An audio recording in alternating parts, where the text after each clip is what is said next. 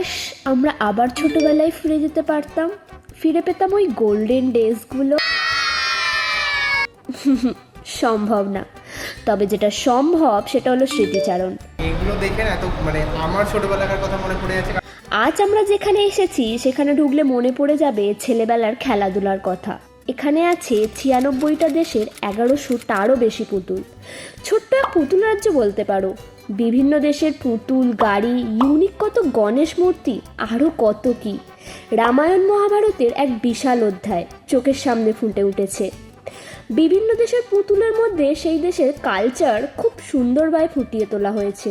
এই ভিডিওটা পুরোটা দেখার পর 8 থেকে 80 প্রত্যেকেরই মনে হবে জায়গাটা একবার ঘুরে আসি। জায়গাটা খুব সুন্দর।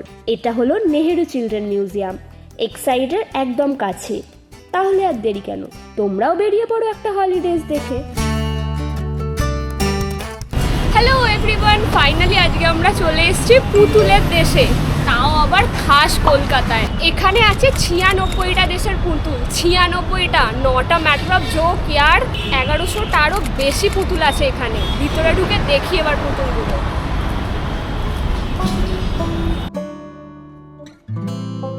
মিউজিয়ামের চারিদিকটা অনেক সুন্দর সুন্দর পেন্টিং করা আছে। খুব সুন্দর করে সাজানো দেয়ালগুলো, বেশ ফটোজেনিক প্লেস। কিন্তু নিচে থেকে উঠে ফার্স্ট ফ্লোরেই আছে ফার্স্টে এরকম প্রাইজ, এনারা যা প্রাইজ পেয়েছেন। দেন এদিকে হচ্ছে পুতুলের রাজ্য।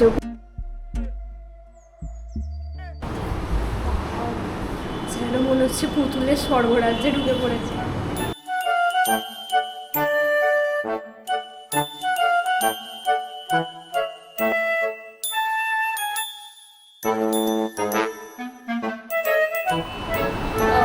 এখানে তো অ্যাকচুয়ালি বিভিন্ন দেশের পুতুল আছে, মানে পুতুলগুলোর ড্রেস, জামা কাপড় ইত্যাদির মধ্যে একটা সেই দেশের কালচার কিন্তু ফুটে উঠেছে। অ্যাকচুয়ালি এখানে যে পুতুলগুলো আছে না, সেই পুতুলগুলো অনেকে মানুষ কারোর মায়ের উদ্দেশ্যে, কেউ কারোর মেয়ের উদ্দেশ্যে, অনেকের উদ্দেশ্যে পুতুলগুলো দান করেছে। আর শুধু তাই না, আর একটা জিনিস আমার যেটা একটু কীরকম লাগলো সেটা হচ্ছে অনেকগুলো পুতুল আছে না, যেগুলো চোখগুলো দেখে আমার মনে সেই অ্যানাবেলের কথা মনে পড়ে গেল।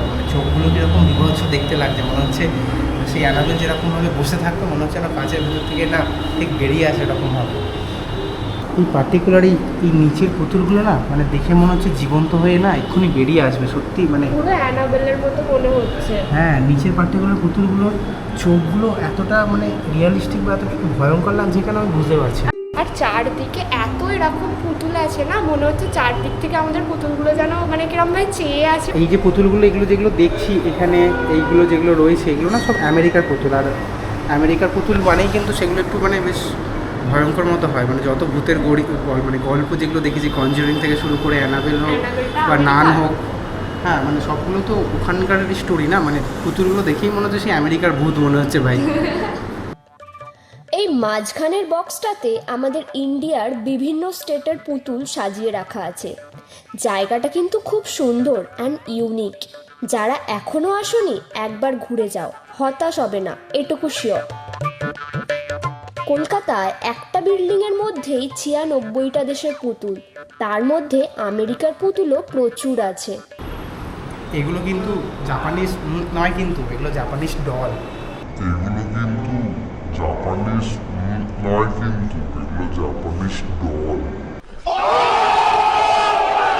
এটা হচ্ছে আমাদের ওয়েস্ট বেঙ্গলের পুতুল। আমাদের ওয়েস্ট বেঙ্গলের ঐতিহ্য শাড়ি আর ধুতি পাঞ্জাবি। নাগাল্যান্ড, ওড়িশা, তারপর মহারাষ্ট্র, গুজরাট, পুরো সবকটা স্টেটের আছে, অনেকটা বড়। পাঞ্জাব, ভাংড়া, এটা ভাংড়া ড্রেস। এটা হচ্ছে আন্দামান নিকোবর দ্বীপপুঞ্জের। অ্যাকচুয়ালি বাচ্চাদের এটা একটা দারুণ ঘোরার জায়গা, বিশেষ করে মেয়েদের, কারণ আমরা মেয়েরা একটু পুতুল নিয়ে খেলতে বেশি ভালোবাসি না। ছোটোবেলার অনেকটা সময় আমাদের এই প্রিয় খেলা ছিল পুতুল খেলা। তো এখানে এসে সেই ছোটোবেলার দিনগুলোর কথা মনে পড়ে যাচ্ছে। ছোটোবেলায় আমার কাছে কত পুতুল ছিল। এই যে দূরের পিঙ্ক কালারের পুতুলটা, এটা কিন্তু আমাদের ছোটোবেলায় অনেকের কাছেই ছিল। আমার কাছে তো এরকম একটা ছিল, তোমাদের কার কার কাছে ছিল? এখানে পুতুলগুলোর মধ্যে ভূত থাকলেও কিন্তু থাকতে পারে। কেন বলছি, দাঁড়াও। এই দেখো, এই পুতুলটার পা কিন্তু দড়ি দিয়ে বাঁধা। এই পুতুলটাকে পিছন দিয়ে প্যাকাটি দিয়ে বাঁধা আছে, থাকলেও থাকতে পারে। এই মিউজিয়ামের টাইমিংটা হচ্ছে ওয়েডনেসডে টু সানডে সকাল 11টা থেকে সন্ধ্যে 7টা অবধি, সোম মঙ্গল বন্ধ থাকে। এখান থেকে হয়ে এবার আমরা যাব সেকেন্ড ফ্লোরে। সেকেন্ড ফ্লোরে আছে মহাভারত। চলো। তার উপরে আছে হচ্ছে রামায়ণ আর গণেশের যে একটা রয়েছে, মিউজিয়াম রয়েছে, ওখানে ওই রামায়ণের একসাথে ওখানে রয়েছে। Ticket price 20 rupees per person, বয়স 16 বছরের কম হলে 10 টাকা পার পারসন।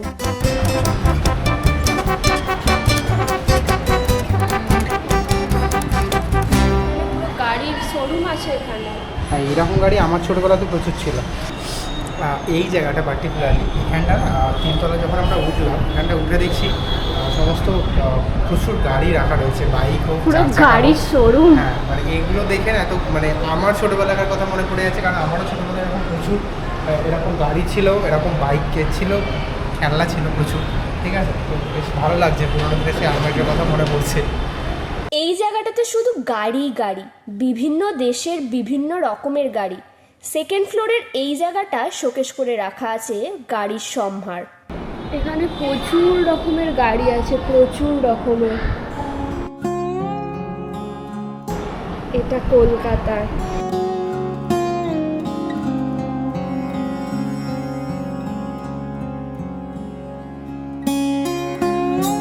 এটা হচ্ছে হিনা নিঙ্গিও ফেস্টিভ্যাল বা হিনা মাতসুরি, বা যেটাকে হচ্ছে জাপানে বাচ্চা মেয়েদের যে ফেস্টিভ্যালটা হয় সেটা বলা হয় না, মার্চের 3 তারিখে প্রত্যেক বছর যেটা করে। এবার দেখা এখানটা ওরা এরকম মানে বাচ্চা মেয়েরা কতটা খুশি সেটা বোঝানোর জন্য এই ফেস্টিভ্যালটা করে। এখানে 15টা সেট থাকে টোটাল, মানে যার কাছে যেরকম সেট থাকে সে সেগুলোকে বের করে আর কি দেখায়। মানে যেরকম হ্যালোউইন ট্যালোউইনে হয় যেরকম আমেরিকাতে, ওখানে সবাই সাজায় বাড়ির বাইরে, এখানেও ঠিক সেরকমই আর কি। সবাই ওদের নিজেদের যতগুলো পুতুল আছে সেগুলো বের করে করে সবাইকে সাজায়, সবাইকে দেখায়। এটাই হচ্ছে হিনা নিঙ্গো ফেস্টিভ্যাল, যেটা পার্টিকুলারলি বাচ্চা মেয়েদের জন্য করা হয় জাপানে। আর 23 মার্চ। আমরা রয়েছি হচ্ছে মানে আমরা 2তলা থেকে 3তলায় এসেছি, আর 3তলায় ওই দিকটাতে রয়েছে মহাভারতের যে রুমটা, ওটা ওদিকটায় রয়েছে। আর এদিকটায় যে আরেকটা রুম আছে, এখানেও প্রচুর পুতুল আছে।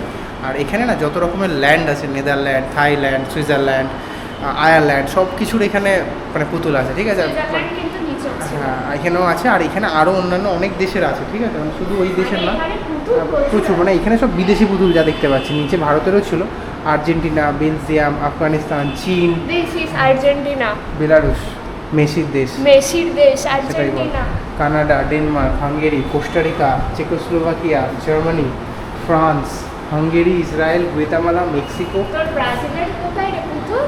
না, আমার ব্রাজিলের আমি এখনো খেয়াল করিনি, আছে হয়তো। আমি আমার আর্জেন্টিনার খুঁজে পেয়ে গেছি। ঠিক আই আছে। Love Argentina. Lebanon, Mauritius, Myanmar, Kenya, Mongolia, Nepal, Norway, Korea, Vietnam, Italy, Libya, Korea, Finland, Hong Kong. তোমার বাপরে ব্রাজিল বাপ। থেকে মনে হয় পুতুলটা তোমাকেই আনতে যেতে হবে। সেটাই। কবে আনতে যাবে ব্রাজিল থেকে পুতুল? এই কাল পরশু করে আমি বেরিয়ে যাবো ভাবছি ব্রাজিল। এখানে কিন্তু ব্রাজিলের পুতুল দেখতে পাইনি, বেচারা। আছে? এখানে ব্রাজিলের পুতুল নেই, এখানে ইন্ডিয়ার পুতুলও আছে। আমি নেই বলেছিলাম, ওই এই উপর দিকের ওই র্যাকেতে রয়েছে ইন্ডিয়ার পুতুলগুলোকে একদম উপরে তুলে দেওয়া রয়েছে। বাউল ফাউল ওই দিকে রয়েছে, ওখানে পাঞ্জাবের রয়েছে, এখানে ইন্ডিয়া রয়েছে। আর এইটা হচ্ছে the Royal Thai government of Thailand থেকে দেওয়া হয়েছে এটাকে এখানে রাখার জন্য। এটা ওদের কোনো ফেস্টিভ্যাল? অবভিয়াসলি কোনো ফেস্টিভ্যালই হবে। এটা সাইপ্রাস, এখানে জার্মানি, আবার সেই ঘরানোর বড় বড় পুতুলগুলো। আর এখানে তাদের আবার জামা প্যান্টও রাখা রয়েছে, পুতুলের জামা প্যান্ট। চাইলে তুই একটা পরতে পারিস, তুই তোর গায়ে হয়। হয়ে যাবে মনে হচ্ছে।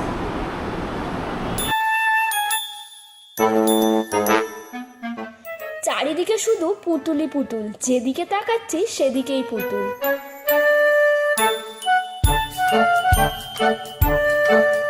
আমি ভাবছিলাম পাকিস্তানের হয়তো কোনো পুতুল নেই, আছে ওই জন্য একদম ওই ভেতরে, দূরে একদম লাল পেছনে লাল। লাল পুতুলটা হচ্ছে পাকিস্তানের। ওকে তাই জন্য মনে হয় পিছনে পাঠিয়ে দিয়েছে। সেটাই হবে বোধ হয়। এইগুলো দেখেছো? হ্যাঁ, এটা ফিনল্যান্ডে। ফিনল্যান্ডে। বাপরে বাপ, কি ডেঞ্জারাস দেখতে লাগছে পুতুলগুলো। চোখগুলো তো ঢুকেই গেছে বোধ হয়। মানে এইগুলো এই পুতুলগুলো হচ্ছে মায়ানমারের পুতুল। আর ওখানে মোহিনীয়াট্টম নাচের একটা রয়েছে, একটা কম্বোডিয়া।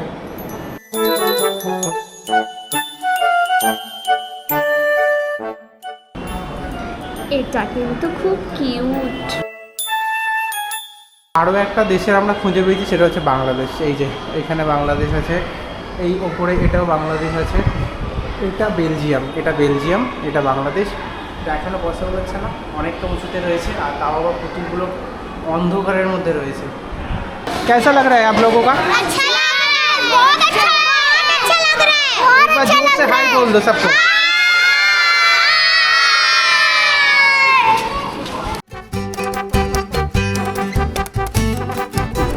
এটা হচ্ছে মহাভারত গ্যালারি। এখানে মহাভারতের কাহিনী বর্ণিত, তারপর কত আর ভালো একটু- বাংলা জানি। একটু হাইপার হয়ে যাচ্ছে। হ্যাঁ।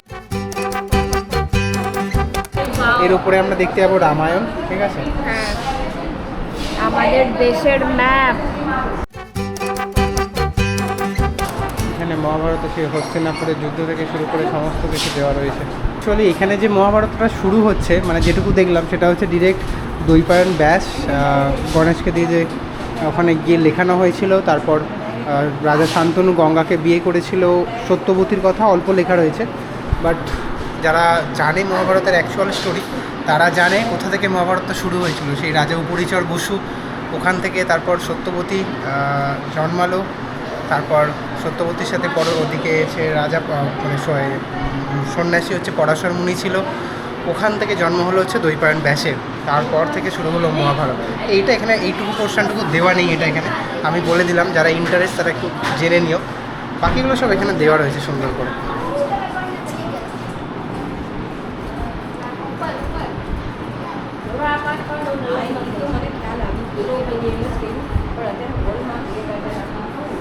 এটা কি ওই ইয়েটা আঙ্কা হুম হুম হুম ব্যাস হুম। দে?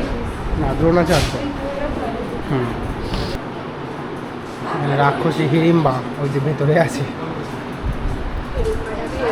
হিড়িম্বাটাকে বেশ ভালো বানিয়েছে। ভালো গল্পগুলোকে সুন্দর করে, স্টোরি লাইনগুলোকে ভালো করে দেওয়া রয়েছে। মনে হচ্ছে স্টোরি বোর্ডিং করা আছে এখানে। হুম।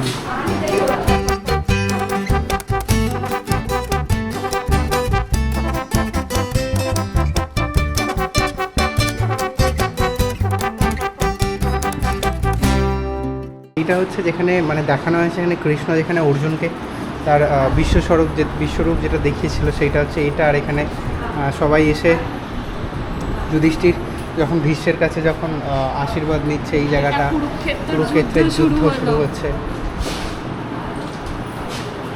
এটা তৃতীয় দিনের।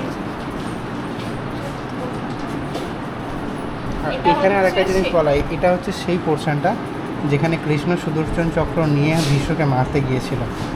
তো এখানে কৃষ্ণের হাতে সুদর্শন চক্রটা নেই বোধহয়। এই দৃশ্যটাও খুব ফেমাস দৃশ্য।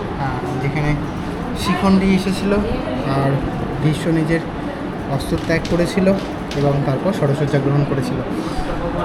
ভীষ্মের কিন্তু ইচ্ছা মৃত্যু ছিল অ্যাকচুয়ালি। তার যে অ্যাকচুয়ালি ভীষ্মের যে নাম ছিল সেটা ছিল দেবব্রত। আর দেবব্রত যে নিজের ভীষণ যে একটা ত্যাগ দিয়েছিল, ভীষণ যে একটা প্রতিজ্ঞা করেছিল, সেটার জন্য কিন্তু ভীষ্মের যে নাম, সেই জন্য রাজা শান্তনু ওকে এই নামটা দিয়েছিল হচ্ছে ভীষ্ম। আর ওর যে এই যে ইচ্ছা মৃত্যুর ব্যাপারটা, সেটাও কিন্তু রাজা শান্তনুই ভীষ্মকে আশীর্বাদ করেছিলেন যে তোমার ইচ্ছা মৃত্যু হবে। যে কী যেটা মানে কী ভীষণ যে প্রতিজ্ঞা করেছিল, সেটা যদি তোমরা জানো অবশ্যই কমেন্ট বক্সে জানাবে, সেটা আমি বলবো না। এটা হচ্ছে ঘটোৎকচকে যেখানে বধ করা হয়েছিল, এটা হচ্ছে ওই পোর্শনটা। এটা গুরু দ্রোণের মারা যাওয়ার পরের সেই। প্রচুর খাটনি আছে কিন্তু এগুলো তৈরি করা। হ্যাঁ, মানে প্রচুর অনেক দিন সময় লেগেছে এতগুলো মডেল এত সুন্দর করে বসে বসে বানানো। এটা হচ্ছে পাণ্ডবরা যেখানে দুর্যোধনকে খোঁজার জন্য আর কি দ্বৈপায়ন হ্রদে যেখানে গিয়েছিল। বাপরে বাপ, কত বড়!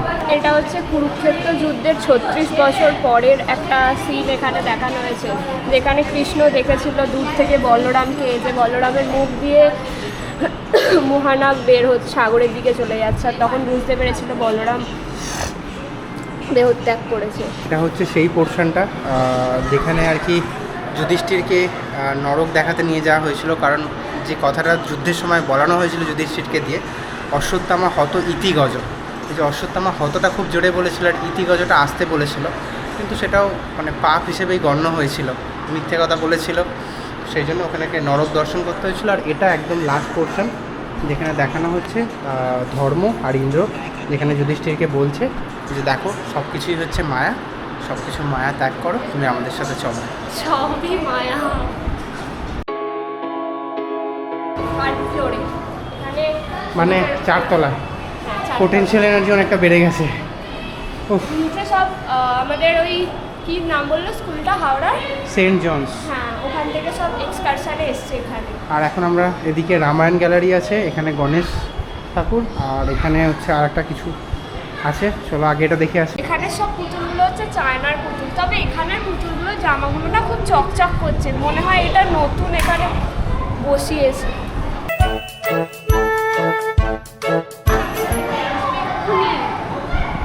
পুতুলটা ওরে বাবরে, কি ভয়ঙ্কর। কিরম আমরা দেখতে। নিচের বাচ্চারা এত হই হুল্লোড় করছে না, মনে হচ্ছে এখানে এসে তারা যেন একটা নতুন জগৎ খুঁজে পেয়েছে। টোটাল 3টে ফ্লোর জুড়ে মিউজিয়ামটা। হাতে টাইম নিয়ে এসো, ঘুরে পড়ে দেখতে বেশ খানিকটা সময় লাগবে।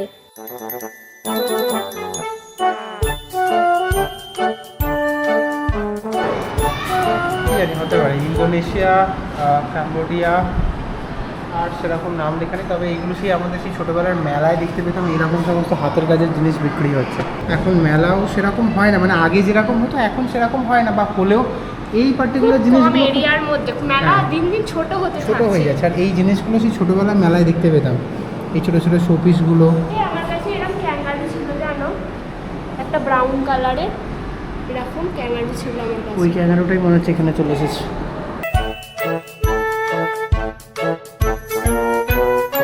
এখানে যেটুকু দেখলাম সেটা হচ্ছে এখানে মানে পুতুলও আছে, তার থেকে বেশি শোপিস অনেক বেশি আছে, মানে ওই সেই যে চীনামাটি বা ওই সেরামিকের যেগুলো তৈরি হয় না পার্টিকুলার, ওইগুলো মানে অনেক বেশি আছে এখানে, ওপর নিচে।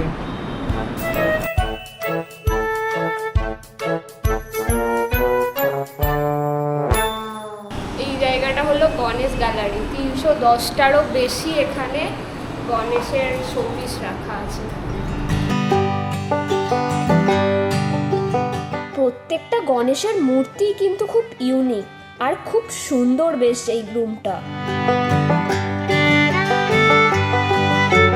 গণেশের কতগুলো মুখ, প্রচুর কত প্রচুর, ধরনের গণেশ বলো। হ্যাঁ খুব সুন্দর দেখতে লাগছে কিন্তু। এই ছোট্টটাও খুব সুন্দর লাগছে। ইউনিক ডিজাইনের গণেশ ঠাকুরের মূর্তি এটা। হ্যাঁ, এটা কাঠের গণেশ। Sure. এই পার্টিকুলার পেছনের শোপিসটা বেশ সুন্দর, জানি না কতটা দেখানো যাবে। হ্যাঁ, গণেশ শিব পূজা করছে ইঁদুরের সাথে। এখানে হচ্ছে গণেশ ঘুড়ি ওড়াচ্ছে, এখানে হচ্ছে গণেশ ফুটবল খেলছে, এখানে গণেশ এটা কি খেলছে জানি না। মানে সেই ছোটবেলায় তুই দেখিস কোনোদিন ও! টায়ার নিয়ে এরকম ভাবে হাতে লাঠি আচ্ছা। নিয়ে এ করতে করতে যেত। এখানে গণেশ তবলা বাজাচ্ছে, ওখানে গণেশ জিম করছে। এখানে ডান্ডিয়া নিয়ে আছে, ওখানে গণেশ পড়াশোনা করছে। বাহ, খুব সুন্দর। পুলিশ গণেশ দূরে দেখা যাচ্ছে, police Ganesh, police Ganesh, student student Ganesh. হ্যাঁ, ব্রাহ্মণ গণেশ, সেটা পুরোহিত বলে ওইখানে ওইটা। এখানে গণেশ হকি খেলছে, বাহ, হকি খেলছে। ওই এইখানে গণেশ ঘুড়িটা উড়িয়ে ফেলেছে ওপরে কতটা। একদম। এখানে সাপ খেলা দেখাচ্ছে গণেশ, আর দূরে ওখানেও সাপ খেলা দেখাচ্ছে। এখানে বেলুন হাতে নিয়ে আছে গণেশ। এটা হচ্ছে সেই শূর্পণখা যেখান থেকে রামায়ণের যুদ্ধ শুরু হয়েছিল।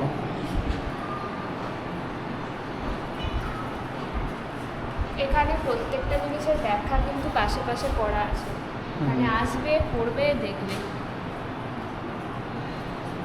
অনেকটা বড় গ্যালারি, এটা পুরো এক ধারটা পুরো রামায়ণ করা। এটা হচ্ছে সেই গল্পটা, সেই ইয়েটার নাম কি ছিল বেশ, জটায়ু। জটায়ু। ভুলে গেছে।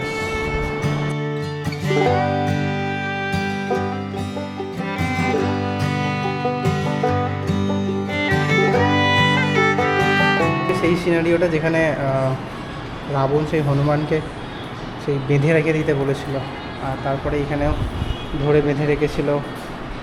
আর তোর এখানে ঢুকে কি মনে হচ্ছে বললি? রাজ দেখতে ঢুকেছিস? আমার মনে হচ্ছে আমি রাজ দেখতে ঢুকেছি। রাজযাত্রা এরকম সেই সাজানো থাকে না, সেরকম মনে হচ্ছে। রাজযাত্রা অনেক কম, এটা অনেক বড়, বিশাল বড়। হ্যাঁ, এটা অনেক বড়। রাজযাত্রায় ওই পুরো গল্পটাকে কয়েকটা ছোট ইয়ের মধ্যে দেখিয়ে দেওয়া হয়। এখানে রাম সেতু তৈরি হচ্ছে।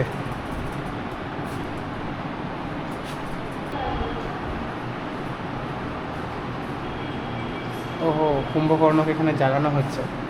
মনে আছে, অল্প অল্প করে একটু একটু করে মনে আছে। স্পেশাল ক্যারেক্টারগুলোই মনে আছে। দেখলে আরো মনে পড়ে যাচ্ছে। হ্যাঁ, সেই যুদ্ধের সিন। যুদ্ধের সিন, এখানে যুদ্ধ হচ্ছে, অনেক লোক মারা গেছে। এখানে হচ্ছে সীতার অগ্নি পরীক্ষা কোথাও একটা আছে। এটা সীতার অগ্নি পরীক্ষার এখানে পোর্শন। এটা হচ্ছে সেই পুষ্পক রথ, তখনকার দিনের মানে প্লেন আর কি, যেটাকে বলা যায়, হাওয়ায় ভেসে ভেসে যেটা গিয়েছিল অযোধ্যায়, রাম চড়ে গিয়েছিল। আমাদের কাছেও এরকম একটা রথ থাকতো। হ্যাঁ সেটাই, তুই উড়ে উড়ে চলে যেতিস। ভিজা টিজা লাগতো না নাকি বলছিস? যেখানে ইচ্ছা সেখানে চলে যেতাম, আর কেউ ধরতেই পারতো না। ওখান থেকে ওপর থেকে ওই মিসাইল দিয়ে নামাতো নিচে। এটা একটা ওই অ্যাক্টিভিটি সেন্টার মতো করা আছে, স্কুল থেকে এক্সকারশন বা কেউ এলে বসে খাবার টাবার এসবের জন্য। বাচ্চাদের বিশেষ অ্যাট্রাকশনের জন্য দেয়ালগুলোকে এরকম সুন্দর করে সাজানো হয়েছে। পেন্টিংগুলো কিন্তু খুব সুন্দর লাগছে। এখানে পার্কিংয়ের ব্যবস্থাও আছে। 4 চাকা হচ্ছে 2 ঘন্টার জন্য 50 টাকা, আর বাইক স্কুটি 2 ঘন্টার জন্য 20 টাকা। তো ফাইনালি আমাদের পুরো এই মিউজিয়ামটা দেখা কমপ্লিট হয়ে গেলে। 4 তলায় ছিল এই রামায়ণের জায়গাটা। তো এখানে আঁকা, নাচ, গান, আবৃত্তিও শেখানো হয়, সেগুলো হচ্ছে আরও উপরতলায় এবং আছে। কম্পিটিশনও হয় তার হ্যাঁ, সাথে। কম্পিটিশানও হয়, শেখানো হয়। তোমরা চাইলে এসে খবর নিতে পারো। তো যাই হোক, আজকের ভিডিওটা কেমন লাগলো জানিও, আর ভালো লাগলে একটা লাইক করে দিও, কমেন্ট করে জানিও। আর তবে তোমরা আজকের অবশ্যই এই জায়গাটাতে এসো। অ্যাকচুয়ালি জায়গাটা হচ্ছে, লোকেশানটা একদম যে আমাদের এক্সাইড মেট্রো আছে, একদম এক্সাইড মেট্রোর সামনে, একদম ক্রসিংয়ের সামনে, ঠিক আছে? ওখান থেকে 2 মিনিট। 2 মিনিটও হয়তো লাগবে না, ঠিক আছে? মানে ম্যাক্সিমাম 1 মিনিট লাগবে হয়তো পায়ে হেঁটে, ঠিক আছে? একদম সামনে। জায়গাটা কিন্তু খুব সুন্দর, মানে বাচ্চাদের জন্য তো মানে দারুণ জায়গা। কিন্তু কলকাতায় এতগুলো একসাথে এতগুলো দেশের পুতুল দেখার জন্য বড়দেরও এখানে আসতে হবে। চলো আজকের মতো টাটা, সাবস্ক্রাইবটা করে দিও।